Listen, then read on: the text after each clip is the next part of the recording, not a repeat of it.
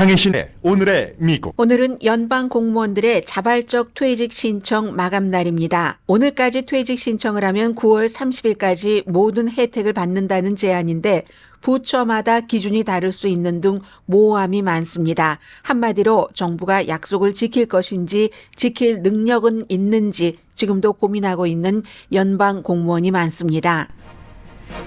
일론 머스크가 이끄는 정부 효율화 부서는 메디케어와 메디케이드 서비스 센터에 주목하고 있습니다.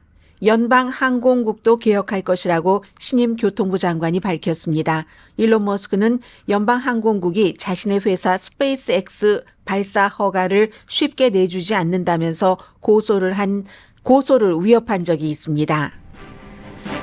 공화당원의 일론 머스크가 영향력을 갖고 일하는 데 대한 지지도가 크게 줄어들었습니다. 트럼프 대통령과 벤스 부통령에 대한 호감도도 한 주일 전에 비해서 많이 내려갔습니다. 트럼프 대통령은 오늘 아침 종교 차별에서 기독교인을 보호하기 위한 대통령위원회와 특별전담반을 만든다고 발표했습니다. 어제는 성전환한 운동선수들이 여자 스포츠 참가를 금지하는 행정명령에 서명했습니다. 즉시 시행이지만 법적 도전이 있을 것으로 예상됩니다. 전국 대학 운동선수협회에 따르면 1,100군데 멤버 대학 운동선수 52만 명 가운데 성전환한 선수는 10명 미만입니다. 구글도 소수인종에게 고용의 기회를 공평하게 준다는 뜻으로 시행했던 다양성, 형평성, 포용성 DEI 정책을 포기했습니다. 이제 미국에서는 DEI 정책은 끝입니다. 육군 사관학교도 DEI 정책 폐지로 한인 사관생도들의 동아리도 폐쇄시켰습니다. 트럼프 대통령은 가자 점령에 대해 점령 입장은 여전하지만 한 발 물러선 발언을 했습니다. 미군이 개입할 필요는 없다면서 어차피 전쟁이 끝나면 이스라엘이 가자를 미국에 넘길 것이라고 말했습니다. 트럼프의 가자 리비에라 꿈은 국제법 위반 등으로 비난만 받은 채 희망사항으로 끝날 가능성이 높아 보입니다. 파나마를 방문한 미국 국무장관이 파나마 운하를 통할 때 미국 선박은 통행료를 안 내게 됐다고 발표하자마자 파나마는 즉시 반박했습니다. 여러분 안녕하십니까? 오늘의 미국 강혜신입니다. 이제 로스앤젤레스는 9시 2분 59초입니다.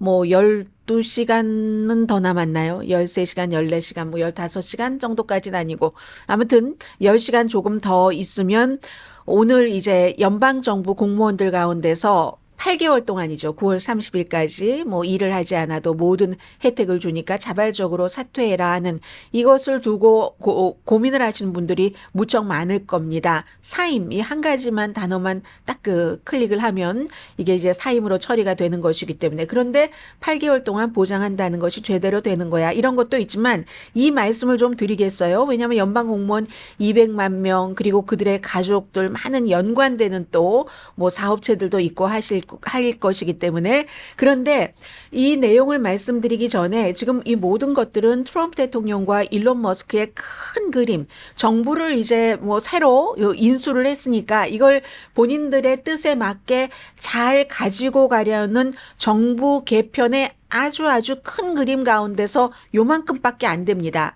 연방 정부의 예산을 반 정도를 줄이겠다고 하고 시작하는 건데 사실은 연방 공무원이요 다 사임을 한다 할지라도 연방 지출의 4%밖에 안 됩니다. 그러나 이제 예민한 부분들이 있으니까 예를 들어 메디케어, 메디케이드 이런 부분들이 있으니까 좀 덜 예민한 일반 사람들이 원하는 저거 좀 없애줬으면 좋겠어 하는 돈을 왜 남의 나라에다가 주지 하는 무슨 USAID라든가 이런 데부터 손을 대는 건데 USAID도 연방정부 지출의 1%도 안 됩니다. 액수는 커요. 660억 달러 2023년도 그 정도 썼지만 그렇고 연방 공무원도 200만 명 다 주는 여러 가지가 전체 예산의 4%밖에 안 되지만 이건 앞서 말씀드린 것처럼 큰 비전이죠. 네, 비전입니다. 트럼프 대통령이 내가 앞으로 4년 동안 나라를 어떻게 이끌어갈 것인가 하는 그 비전을 세워서 그 비전에 말하자면 행동 요원이 일론 머스크인데 너무 빨리 굉장히 아무튼 많은 것들을 지금 처리하고 있습니다. 크게는요. 지금 연방 공무원 오늘 마지막으로 받고 하지만 불법 이민자들 추방시키고 이것도 지금 추방을 잡았다가 체포했다가 다시 놔주는 불법 체류자들이 많다고 하거든요. 구금 시설이 없기 때문에 이게 트럼프 대통령이 무척 싫어했었던 잡아서 놓아주는 catch and release한 catch and free 시키는 이런 것이죠. 그러니까 이상과 그 비전과 행동에는 좀 차이가 있어요. 그렇지만 그 비전은 분명한 거죠. 불법 체류자들을 추방시키고 기후변화에 대해서 이것저것 싸움하면서 돈 쓰는 것도 완전히 없애버리고 관세를 부과해서 많은 곳에 이제 세금, 특히 이제 기업 세금이라든가 부자 세금 감면을 하는데 돈이 없으니까 그러니까 이제 이 관세 부과 같은 것도 한다는 거고 가자 점령이랄지 모든 것들은 다 사람과 돈과 효율성을 바탕으로 한 트럼프 대통령이 4년 동안 연방 정부를 어떻게 이끌어 나갈 것인가 하는 그런 비전입니다. 돈은 적게 쓰고 효율성 있게 뭐 예를 들어서 일론 머스크가 테크에 능한 사람이니까 뭐 인공지능 같은 것을 많이 투입을 한다던가 그리고는 제일 중요한 것은 이 연방 정부에 대한 것은 다 해체해야지 된다. 마음에 안 들어. 사람도 그렇고 돈도 줄여야지 되고 사람도 다 나를 따르는 트럼프를 따르는 사람으로만 구성이 돼야지 일사천리로 나 4년밖에 임기 없는데 모든 비전을 실행할 수 있어. 이게 지금 트럼프의 비전입니다. 말하자면 오늘 이제 마감을 하는 그 연방 공무원들 뭐 사임한다 하면은 뭐 자진 사퇴하는 거죠. 이건 연방 정부를 다 깨부수고 다시 만든다 하는 겁니다. 그 전에 이미 감찰관들도 다 해고를 했고 또 무슨 어제 선서를 한 연방 법무장관이 지난 4년을 또 수사한답니다. 이것도 트럼프의 비전입니다. 지난 4년 동안 트럼프에 대해서 수사를 했던 그 모든 것들이 옳았는지 이것부터 하겠다고 어제 법무장관이 얘기를 했거든요. 이 다음에는 이제 교육부 폐쇄 준비가 돼 있고 뭐 USAID도 그렇고 언론 내도 마찬가지죠. 어제 이제 라라 트럼프라는 트럼프 대통령의 둘째 며느리가 팍스에서 주말에 팍스 뉴스를 진행을 한다 하는데 주말에 하다 주중으로 올 수도 있고 그리고 이 사람은 그냥 며느리가 아니라 트럼프 대통령이 선거 캠페인을 할 때 공화당 전국위원회의 공동의장으로 트럼프 대통령이 며느리를 그곳에 놨죠. 연방 상원의원을 시키려고 했는데 플로리다의 주지사가 그걸 해주지 않았기 때문에 이렇게 있다가 팍스라는 곳에서 이제 당연하지 않겠어요. 그 공화당의 전국위원회 의장을 할 때도 우리 시아버지를 위해서 나는 모든 것을 다 할 거야. 모든 시아버지의 장애가 되는 것을 막아버릴 거야 했는데 팍스에 가서 오직 하겠습니까? 이런 이제 다 트럼프의 비전 속에 지금 들어가 있는 겁니다. 그래서 예를 들어서 폴리티코 같은 뭐 워싱턴 포스트와 같은 계열이고요. 정치 매체가 어제도 그 미국의 역사상 최초로 최연소인 27살의 백악관 대변인이 백악관 대변인으로 일하면서 막 거짓말을 엄청 많이 합니다. 이 젊은 대변인도 폴리티코의 USAID라는 대외 원조를 하는 기구를 지금 폐쇄하는 이유는 폴리티코에 800만 달러를 지원을 했다. 아니 왜 대외 원조를 하는 기구에서 폴리티코에 800만 달러를 지원을 하겠습니까? 그 얘기가 전부터 나왔었고 그게 가짜기 때문에 여러분들께 한 번도 보도를 안 해드렸습니다. 그리고 가짜인 것이 밝혀지고 나서 다른 기구에선 다 가짜다 하고 내리고 했지만 일론 머스크와 백악관의 대변인만 이걸 열심히 어제도 얘기를 하고 있거든요. 그래서 백악관은 폴리티코를 끊어버린다. 구독을 끊는다 하는 건데 그건 폴리티코가 일반 폴리티코가 아니라 이제 특별한 폴리티코 프로라고 해서요. 일반인들도 그 프로를 보려면 개인당 3,000달러. 5명이 같이 보면 8,000달러. 단체가 보면 그것보다 훨씬 많은 구독료를 내야지 되거든요. 그만큼 기밀 정보 같은 것을 주기 때문에 워싱턴에서 또 사업하는 사람들이 많이 폴리티코 프로를 봅니다. 그럼 연방정부에서도 당연히 봐야지 되기 때문에 연방정부에서도 뉴욕타임스도 구독하고 폴리티코 프로도 구독하고 뭐 이렇게 저렇게 하는 것이지 그게 무슨 돈을 지원을 하는 건 아니거든요. 제가 말씀드리려고 하는 것은 언론도 장악해야지 된다. 연방 공무원 전부 바꿔야지 된다. 트럼프의 비전에 따라서 국가를 이끌어가기 위해서 그래서 이제 팍스 같은데 라라 트럼프 며느리를 놓고 있는 것이고 이 중에서 그 가운데 하나가 연방 정부 지출에 다 합쳐도 200만 명 다 합쳐도 4%인데 일괄적으로 사표 비슷한 것을 받아서 일단 줄이고 또 트럼프가 마음에 안 드는 사람은 나가라 하는 겁니다. 그리고 나서 한번 추려내고 또 해고가 있겠죠. 해서 오늘 이제 여러분들께서 해당되시는 분들은 내가 이거 8개월 이거 혜택을 받고 사임서를 제출해 말아야 돼. 아직도 고민을 하시는 분들이 엄청 많으실 겁니다.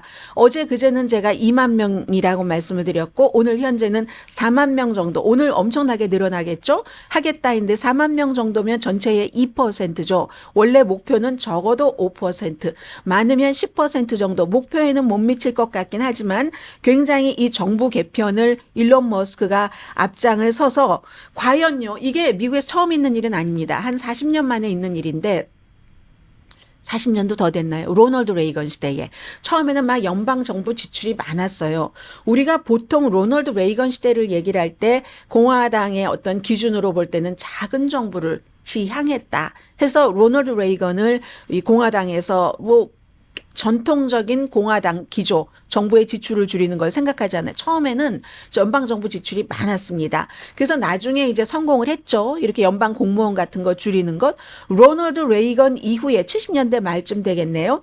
그때 이후에 연방 인력의 규모가 이 정도로 대규모로 지금 바뀌는 것은 처음인 겁니다. 트럼프 시대에. 그래서 많은 사람들은 얘기를 하죠. 이렇게 대규모 감축은 혼란을 일으킬 수 있다. 우리가 뭐 비자 신청을 할 때도 그렇고 식품의약국처럼 사람들의 어떠한 건강에 관련된 것을 감사하는 사람들도 그렇고 그렇다고는 하는데 일단 지금은 한 4만 명 정도가 돼 있고요. 법적인 실무적인 문제도 많기 때문에 공무원 연합체에서는 섣불리 사인하지 말아라라고 얘기를 하고 그러나 일론 머스크가 그 운영을 하는 정부 효율처에서는 이간질하지 말아라. 이거 정말 아주 전에 없는 기회고 관용이다. 오늘 빨리 사인을 해라라고 얘기합니다. 지금부터 전해드리겠습니다.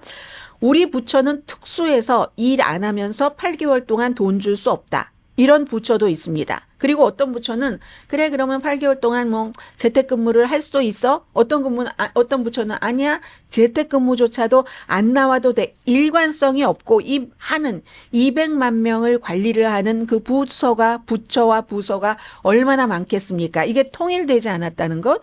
그리고 엊그제 말씀드린 대로 연방법에 따르면 이렇게 본인이 뭐 이런 특수한 경우에 직서를 제출하는 경우가 있는데 최대 보상액이 연방 2만 5천 달러랍니다. 그러면 8개월을 2만 5천 달러로 나눠보세요. 얼마입니까? 이거보다 연방 공무원 오래 일하신 분들은 훨씬 베네핏이 많으실 겁니다. 건강보험 등등, 식데이 등등을 차지해서 이게 2만 5천 달러라는 것. 그리고 또 하나 중요한 것은 3월 14일이 되면요. 연방정부 지출 이거 합의 안 하면은 끊깁니다. 합의 안 하면 끊긴데 지금 공화당과 민주당이 사이가 엄청 나쁩니다. 이 같은 너무 기복이 심하다기보다 속도가 빠른 개혁 때문에. 그래서 3월 14일 이후에 이게 연방 폐쇄 얘기가 또 나올 텐데 그럴 때면 돈을 누가 주지? 이러면 또 정부 효율처 부서에서는 아예 당장 못 받아도 나중에 소급해서 다 주지. 이런 얘기를 합니다. 그러니까 지급 능력은 있는 건지. 그리고 또 하나는 지급할 의도는 있는 거야? 왜냐하면 일론 머스크가 트위터에서 사람을 5분의 4를 잘라내버릴 때 돈 안 주려고 이것저것 그 꼼수를 많이 부렸었잖아. 어디 가겠어? 사람이 여기 와서도 똑같이 하지 않겠어? 이렇게 의심을 하는 사람들도 있습니다. 그리고 중요한 것은요. 문제가 발생할 때는 이 연방 공무원들에게보다는 정부가 은퇴할 때에 인센티브 제한했던 것도 어떤 경우는 철회를 할 권리가 있답니다. 여기서 갑이 연방정부고 을이 연방 공무원이 된다는 거죠. 이제 이 같은 얘기는 미국 공무원 연맹 AFGE가 한 80만 명이 가입했다고 하니까 제일 큰 공무원 연맹이에요. 200만 명 가운데 80만 명이 가입을 했으니까. 그리고 세부 사항들이 너무 다르다. 여러분께서 질병통제국에 근무를 하시는가 연방항공청에 근무를 하시느냐에 따라서 다 다르기 때문에 또 정치인과 함께 일을 하는 연방 공무원들도 있을 테고요. 정치인들은 섣불리 서명하지 말아라라고 얘기를 한답니다. 바로 미국 연방 공무원 연맹은 행정부가 약속한 거 돈 준다는 이것을 베네핏을 이행할 수 있는지 이행할 것이라는 증거도 아직 없고 또 의회가 이 일방적인 대규모 구조 조정에 동의를 할지 왜냐하면 돈 지불은 의회가 하는 건데 이거 동의를 할지 또 책정된 자금을 이미 책정된 자금을 이런 방식으로 사용할 수 있는지 문제가 지금 간단치 않다고 얘기를 하고 있거든요. 그러니까 이제 인사관리처의 대변인은 이 정보효율처 일론 머스크 부서의 대변인들과 마찬가지로 무슨 소리냐 사람들이 절호의 기회를 지금 잡을 수 있는데 그 사람들에게 심각한 불이익을 주는 그 같은 이간질을 하지 말아라. 우리가 철저히 검토하고 이 같은 제안을 했고 의도적으로 굉장히 그 구조조정을 하는 과정에서 직원들을 위해서 설계를 한 거다. 이때 직원이라는 것은 연방 공무원을 얘기를 합니다. 자, 그런데 또 연방 자금이 부족할 경우에 소급 지원 나중에라도 소급해서 뭐 연방 정부가 폐쇄라도 된다든지 하면 받을 수 있을 것이다라고 얘기하지만 그 문장에 대해서 의회 신문 더 힐은 여러 가지 문구를 앞뒤로 살펴보면은 그 같은 주장이 정확한지는 불분명하다. 그러니까 불분명이라는 거예요. 지금 아니다. 그렇다가 아니라 자 이런 얘기를 합니다. 그랬더니 또 다시 일론 머스크의 정보 효율부는 퇴직하는 직원들이 언제나 원했었던 정말 휴가를 8개월이나 일 안 하면서 즐기거나 그냥 영화를 보면서 쉴 수 있는 우리가 그런 기회를 주는 것이다라고 얘기를 합니다.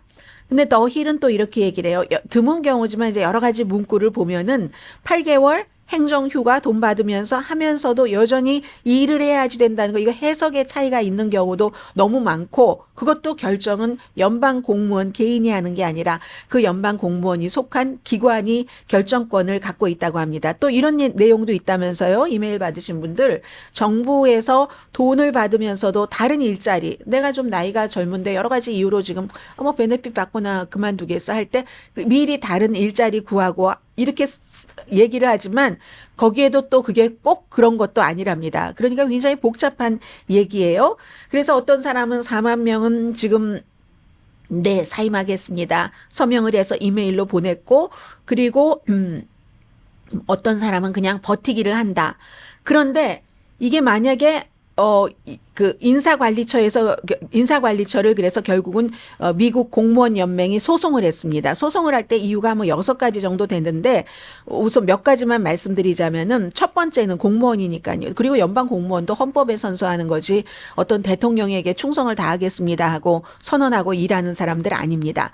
정부 공무원을 할 때는 어떤 경우가 아니라 대부분 이상의 경우에 정부의 지속적인 기능이 내가 공무원으로서 일하고 있는 그 기능이 사람들에게 그 공공 서비스를 하는데 거기에 부정적인 영향을 미칠 수도 있다. 뭐 과학자라든가 재난에 대응하는 일을 하는 사람이라든가 그런 것들도 넣고요. 그리고 지금 너무 우리가 가질 수 있는 권리라든가 의무에 대해서 여러 기관에서 서로 다른 정보들이 나오고 있다. 또 너무 짧다. 결정을 하기에 이거 1월 말에 주고 2월 6일 이제 오늘까지 하라는 얘기니까요. 그리고 마지막으로는 이거 이념적인 기반으로 정부 직원을 가려내고 대처하기 위한 그 같은 그 구실이다. 이런 이유로 지금 소송을 했습니다. 그래서 이제 이 문제는 어떻게 될지 알 수 없고요. 그리고 이제 제일 중요한 정부도 인사관리처가 있죠. 연방공무원 인사관리처장에 바로 이제 프로젝트 2025를 만든 헤리티지 재단의 이름 잊었어요. 로버트만 기억나네요. 로버트 누구라고 이제 트럼프 대통령과도 알고 하는 그 사람을 지금 새로운 인사관리처의 처장에 후보로 논다고 하니까 지금 반대하는 사람들도 무척 많고요. 지금 일론 머스크와 트럼프 대통령이 가고 있는 이 많은 일들이 거의 모든 일들은 바로 프로젝트 2025가 지적을 했었던 것과 똑같이 간다는 이제 이런 문제를 말씀을 드립니다.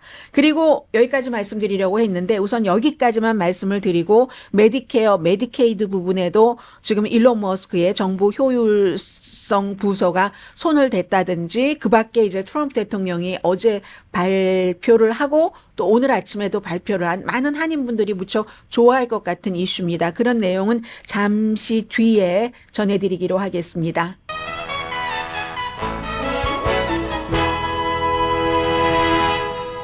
오늘 로스앤젤레스 날씨 비가 오다 서다 오다 서다 하고 있는데 변화가 너무 많아서요. 이제 이런 변화 같은 것을 우리가 가지고 가야죠. 왜 요즘에 갑자기 손님이 없어지지? 뭐 여러 가지 이유가 있을 수 있겠죠.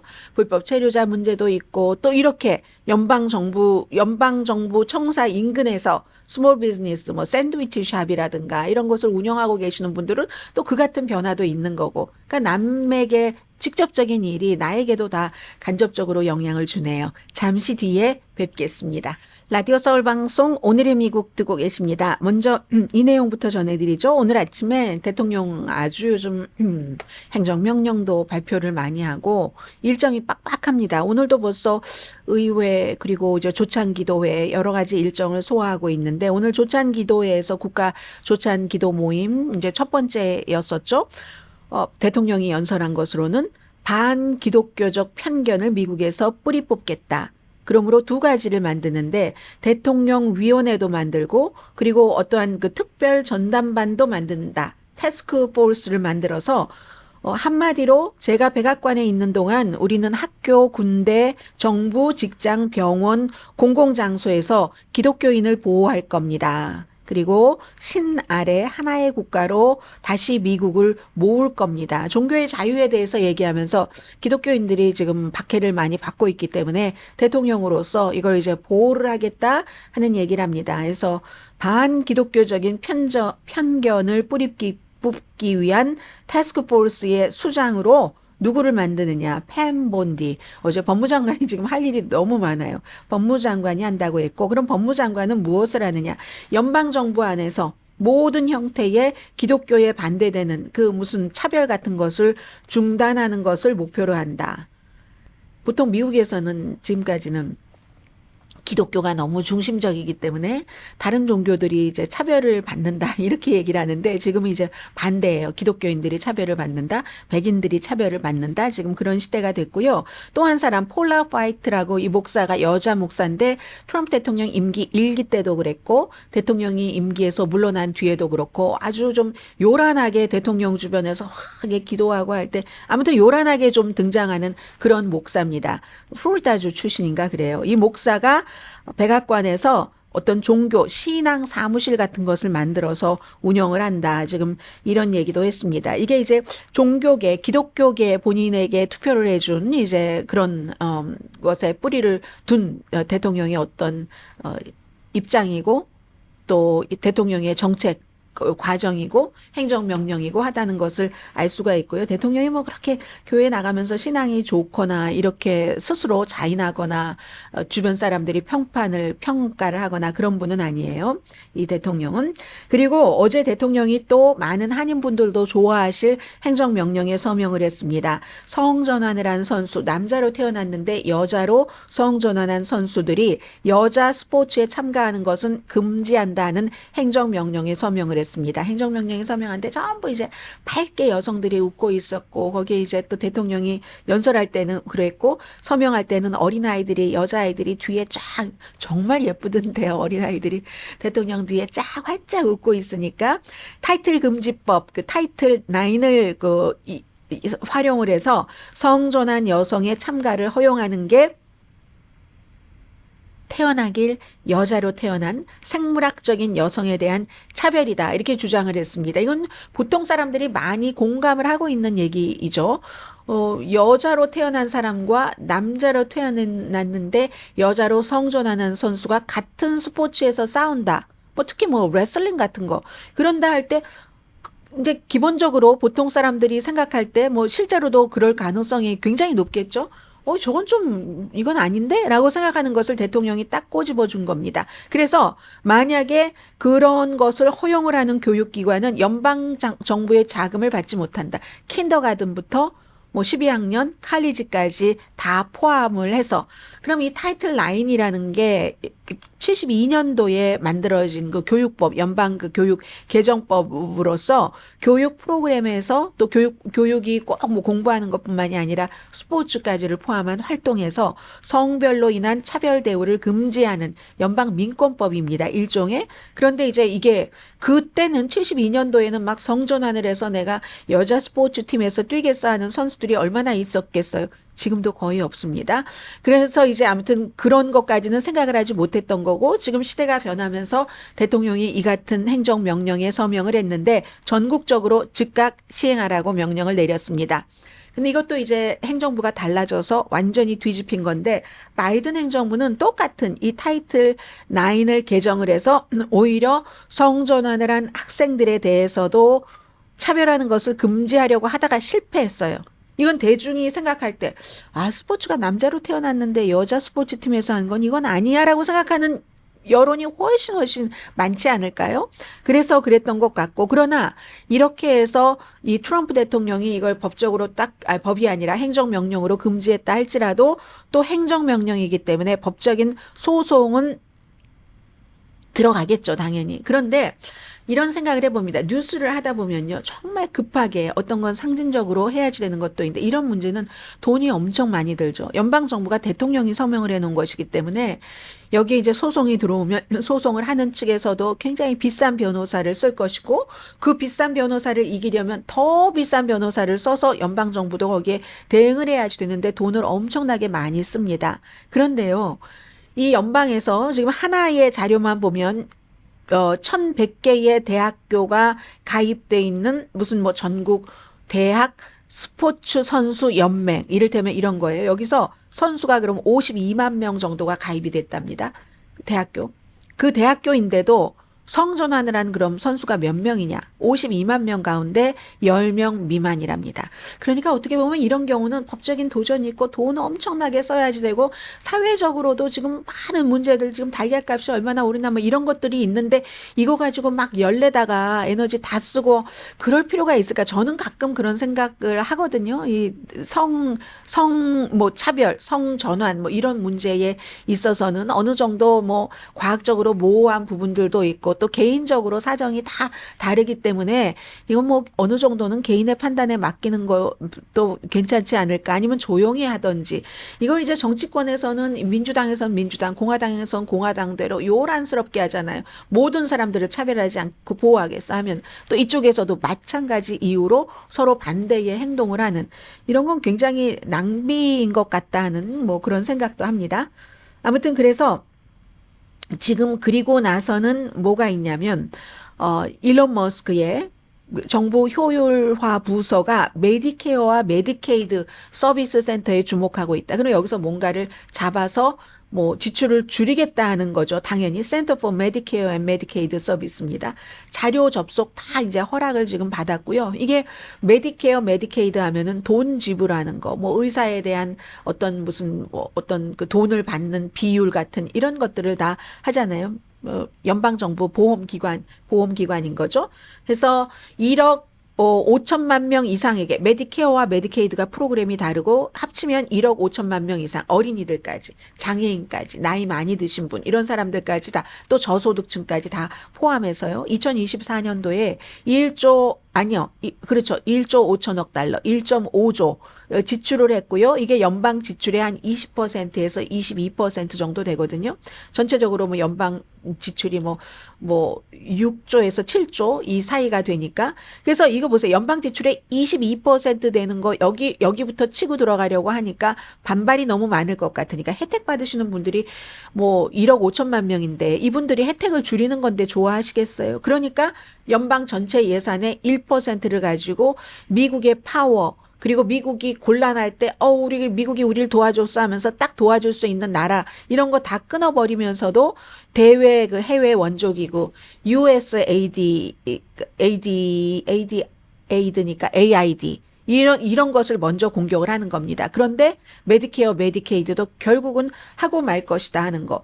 대통령도 그랬고 일론 머스크도 그렇고 보통 많은 분들도 그런 얘기들 하세요. 메디케어 사기 너무 많다. 메디케이드 사기 너무 많다. 이렇게 얘기를 하는데 그러려면 간단하게 처리를 하려면 의회에서 해주면 됩니다. 공화당과 민주당이 서로 힘을 합쳐서. 그런데 어느 공화당도 어느 민주당도 지역구 주민들에게 욕먹으면서 표 안 줄 거야? 당신 여기에 찬성표만 던져봐. 메디케어, 메디케이드 삭감한다는 것에 그러면서 거기에 찬성표를 던질 그럴 의원들이 없으니까 이게 뭐 민주당이고 공화당이고 해결하지 못하고 의회에서는 이렇게 결국은 일론 머스크가 지금 뭐 칼잡이가 됐습니다. 그래서 어느 정도로 할지는 모르겠어요. 그리고 여기는 아직은 메디케어, 메디케이드 센터 지명자는 있는데 텔레비전에 나와서 얘기 잘했던 그 마흐멧 오즈라는 특히 멜라니아 트럼프 여사가 그렇게 아주 좋아한다는 그런 사람이 지명이 됐지만 인준은 받지 못했습니다. 트럼프 대통령도 그 당시에 이 마흐멧 오즈를 지명을 할 때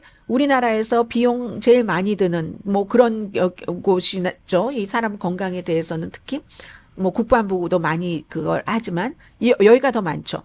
그런데 낭비와 사기를 줄일 것이다. 이런 얘기를 했습니다. 아무튼 그런 것들이 있고 그리고는 뭐가 있나요? 지금 미국에서 앞으로 줄이려고 딱 그 눈을 크게 뜨고 보는 게 전국 이것도 프로젝트 2025에서 얘기하는 건데 기상청 있죠? 기상청도 없애야지 된다. 없애거나 민간에 돌리겠죠. 그렇게 되는 게. 근데 사람들이 이 기구를 믿고 있는 거예요. 이건 이코노미스트와 유가브의 여론조사 결과인데 1604명을 대상으로 2월 2일부터 4일까지 여론조사를 했습니다. 제일 사람들이 많이 믿는 곳이 기상청이에요. 기상청에서 뭘 조작을 하고 거짓말을 해서 무슨 이득이 있겠습니까?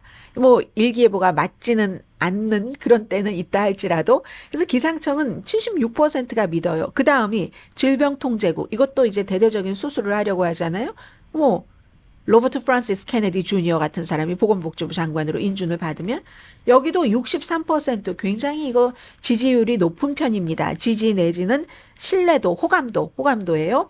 그리고 연방항공국도 비교적 호감도가 높습니다. 62%, 식품안전국 61%, 교통안전국 59%, 또 FBI도 사람들이 많이 믿는 편이죠. 57%. 그리고 그 재해청, 연방재난관리국, FEMA도 55%, 이민관세국도 50%. 그런데 이 지금, 이 정도로 굉장히 높은 호감도를 갖고 있는 국민들은 여기를 이제 다 개혁을 한다는 개혁의 대상이 되고 있습니다. 그래서인지 지금 보면은요, 처음보다 이 일론 머스크와 트럼프 대통령, 또 JD 벤스 부통령에 대한 지지도 같은 것들이 급격히 좀 떨어지고 있거든요. 예를 들어서 일론 머스크는 처음에 세계에서 제일 부자니까는요. 그리고 스페이스 X라든가 또 테슬라를 통해서 사람들 상상하지도 못했던 걸 너무 많이 보여준 그쪽 분야의 능력에 아주 막 달인 천재니까는요.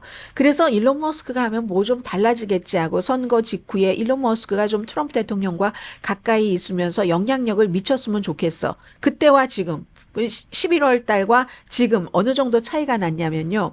그때는 2024년 말에는 47%가 트럼프 행정부에서 좀 많은 영향력을 가졌으면 좋겠어. 일론 머스크가. 공화당만 얘기를 하는 겁니다. 민주당과 무당판 또 달라요.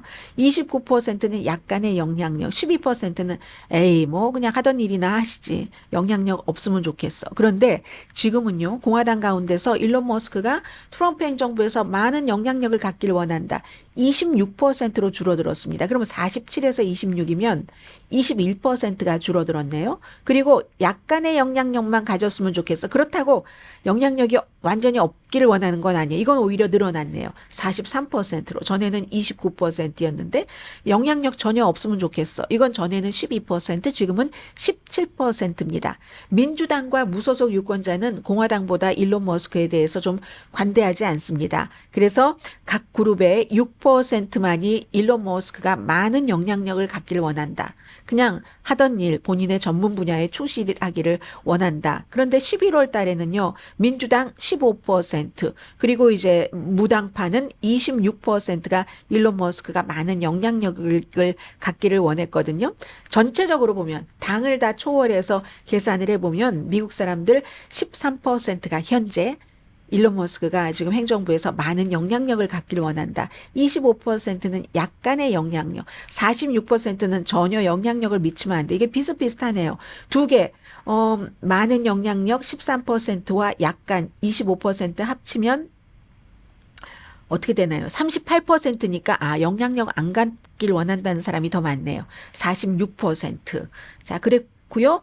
그리고 이제 이제 이런 것들이 뭐 여러 가지 본인의 이해관계와도 물리고 이러니까 그렇죠. 왜냐하면 연방항공국 같은 거 지금 칼을 대겠어 막 이렇게 얘기하는데 연방항공국장이 일론 머스크 때문에 트럼프 취임하기 직전에 사임을 했잖아요. 아니면 해고한다고 하니까.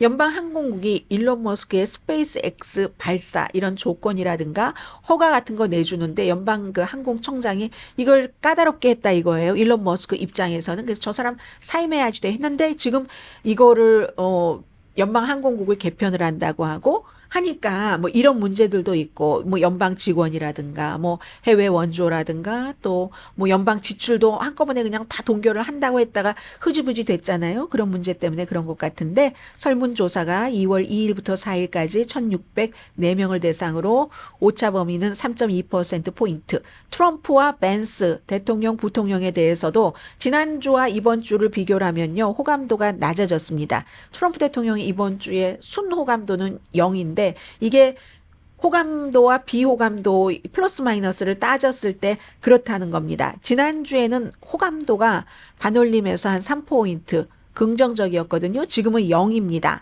그리고 부통령의 호감도는 지난주보다 더 크게 떨어져서 이제 이거는 부정적 마이너스 7이 돼버렸네요. 그러니까 이거 많이 내려간 거예요. 이것도 같은 여론조사에서 이런 것들이 나왔고요.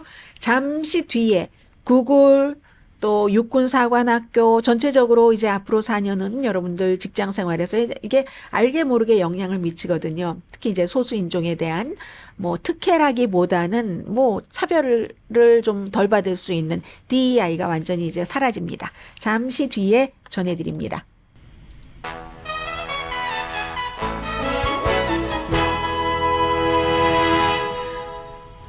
라디오 서울 방송 오늘의 미국 듣고 계십니다. 근데 이제 구글이 2020년도에 불과 이제 5년 전에 CEO 그 순다르 피차가 저희 회사가요 참 뭐 주택이라든가 뭐 여러 가지 뭐 융자 받을 때 의료, 교육 이런 모든 것에 있어서 우리의 일상생활에 스며드는 아주 체계적인 인종차별에 맞서기 위해서 노력할 겁니다. 이렇게 얘기를 하면서 DEI, 다양성, 형평성, 포용성 정책을 수용하기 시작했습니다. 그래서 목표가 2025년 올해까지요. 소수 인종의 리더십 이걸 우리가 한 그 구글에서 30%는 차지하겠다 했는데 지금까지 보면은 히스패닉계와 그 아프리칸 아메리칸계가 10%밖에 하지 못했다고 하거든요. 30% 목표를 올해 말까지 가도 아마 채우기 힘들었겠죠. 그런데 이게 딱 대통령이 들어와서 DEI를 없애버린다 하고 이게 다 국방부부터 시작을 해서 연방정부 전체적으로 다 하고 그리고 이거 시행하지 않는 사람 말하자면 리포트에 밀고 해 이거잖아요. 이렇게 하니까 버틸 수가 없는 겁니다. 결국은 뭐 페이스북이나 다른 회사와 다 마찬가지로 구글도 어제는 이제 손 들었어요. 우리 앞으로 안 할 것이다. 지난번에는 구글에서 지원까지 한다고 했거든요. 실제로 했어요. 뭐 아프리칸 아메리칸 사업주라든가 스타트업 창업자 뭐 이런 뭐 개발하는 사람 지원하기 위해서 1억 7천만 달러 정도를 준다는 이런 것을 시행 중이었는데 그냥 끝.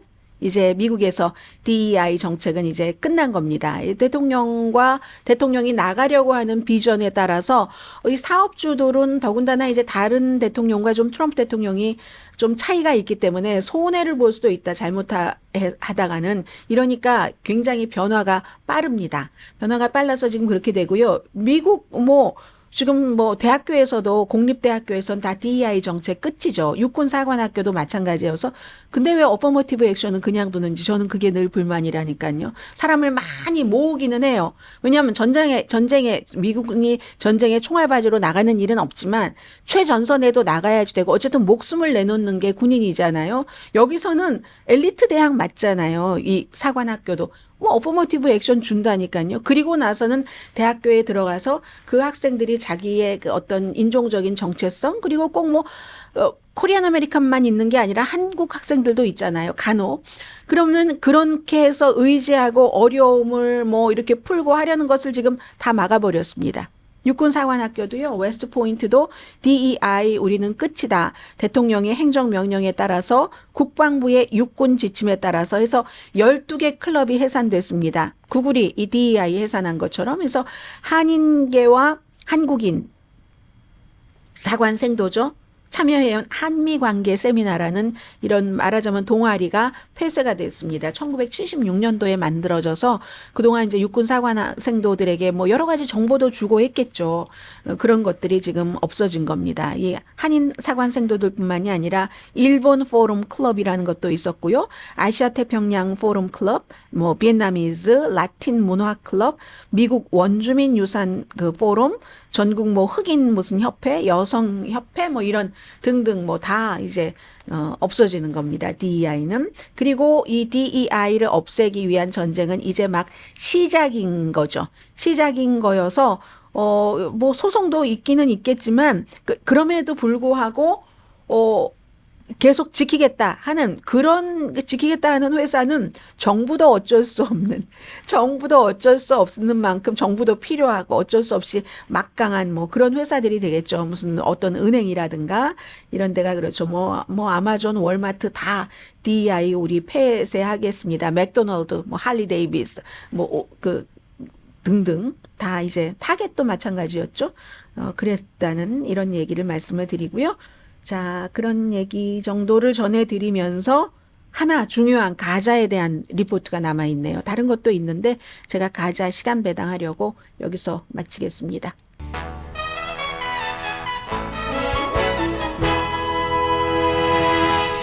라디오 서울 방송 오늘의 미국 듣고 계십니다. 가자. 야, 며칠 전에 너무너무 뜨거웠어요. 그러다가 어제 오후부터 약간 덜 뜨거워지는데 아직도 확실하지는 않고 어제 오후에는 트럼프 대통령이 그 하루 전에는 그제는 가자를 우리가 점령한다, 우리가 소유한다, 그리고 개발을 할 것이다. 나중에 다 개발하고 나오면 일부 팔레스타인도 뭐 올 수도 있고 이런 식으로 하면서 그 전에 팔레스타인 사람들은 무조건 영구적으로 이 가자 땅에서 나가야지 된다. 이렇게 얘기를 해서 뭐 엄청난 파장이 있었는데 오후에요.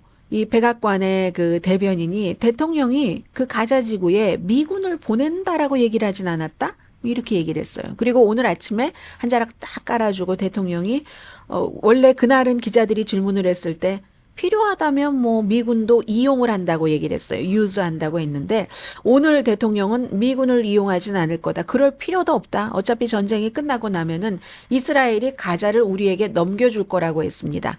그 첫날은 테이크오버 할 것이라고 했고 온 할 것이라고 했고 이번에는 그 자발적이 아니라 이스라엘이 우리에게 자발적으로 줄 것이다. 글쎄 그럴지는 모르겠습니다만은 여러 가지 이슈 때문에 이게 시행되기는 불가능해 보인다는 게 하루 이틀 지나고 나서 전문가들의 판단과 거의 확신이긴 하지만 그 사이에 미국은 스타일을 다 구긴 거죠. 남의 땅이나 거저먹으려고 하는 것처럼 해서 그리고 또 이런 얘기를 했습니다. 트럼프 대통령이 오늘은 원래는 미국이 개발한다 뭐 이렇게 얘기하더니 전 세계라는 말을 하나를 넣었네요. 전 세계의 개발팀과 협력을 해서 가자지구 건설을 아주 천천히 조심스럽게 시작할 것이다. 그러니까 첫날 막 밀어붙일 것처럼 한 것보다는 뒤로 물러섰는데 이 얘기를요. 이제 많은 매체에서 취재한 걸 들어보니까 그날 막 백악관에 막 비서실장 눈도 동그랗게 떠지고 이런 거 봤거든요. 그리고 벤자민 네탄야후도 좀 당혹스러워하기도 하고 그렇다고 당혹스러운 표정을 지을 수는 없으니까 스마일하기도 하고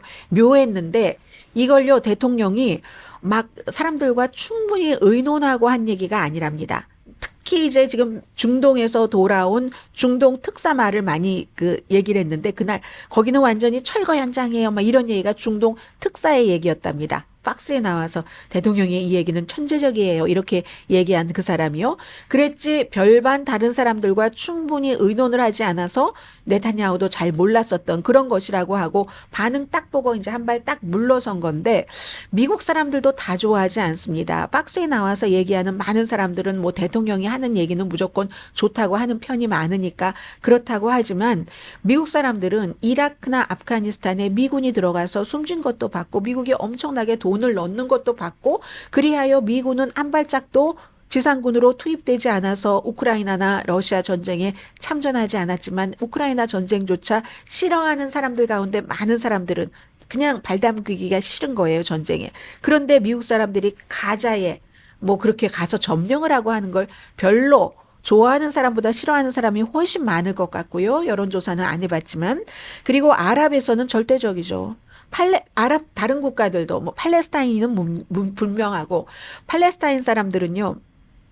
그 피가 있잖아요. 유전자가 있어서 엄마 아빠들이 70년 넘게 막 그렇게 막 낭인 생활을 하고 우리 땅을 빼앗기고 우리 땅을 빼앗아서 국가가 된 그 국가의 핍박을 받으면서 그냥 팔레스타인 입장에서 볼 때요.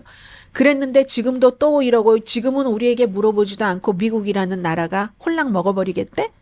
그냥 또 이 사람들 오기로 들어갑니다. 지금 열심히 짐을 싸가지고 그 폐허가 된 트럼프 대통령의 표현대로 철거 현장으로 들어가고 있고, 그리고 아랍 국가들도 이중성이 있어요. 저 사람들을 받아서 또 나중에 문제가 되지는 않을까. 중국이 그렇잖아요. 북한 사람들을 받아서 문제가 되는 것도 싫고 뭐 등등 그런 것도 있고, 또 하나는 그렇게 돼서 오래되면 이 사람들을 우리의 시민으로 인정을 할 것인가. 원래 왜냐하면 이스라엘과 팔레스타인 두 개의 국가라는 목표를 가지고 세계가 쭉 국제기구가 가왔으니까. 그럼 우리나라, 요르단, 이집트 이런 나라 뭐 트럼프가 받으라고 하는데 받아서 저 사람들에게 시민권을 줘? 그런 국가에서요. 팔레스타인 같은 아랍계 국민이라는 여러 가지 인정, 종교 뭐 이런 것 하지만 나라가 없는 국민이기 때문에 약간 2등 시민 취급을 합니다. 그런데 시민권을 준다고 이거 안 한. 지위 자체는 좀 비하하는 그런 게 있습니다. 이스라엘요? 이스라엘도 사실 벤자민 네타냐후처럼 권력을 유지하기 위해서 시간벌이로서는 좋다 하는 사람들이 많지만 이스라엘 사람들 가만 보세요. 무기라든가 외교 같은 것은 분명히 미국에 의존을 합니다. 파이터, 미군 씁니까? 안 씁니다. 그런데 그 땅을 우리가 가져야지 되는데 미군이 들어오고 미국 사람들이 들어와서 한다고 이것도 다수의 지지를 받을 수는 없다는 거고요.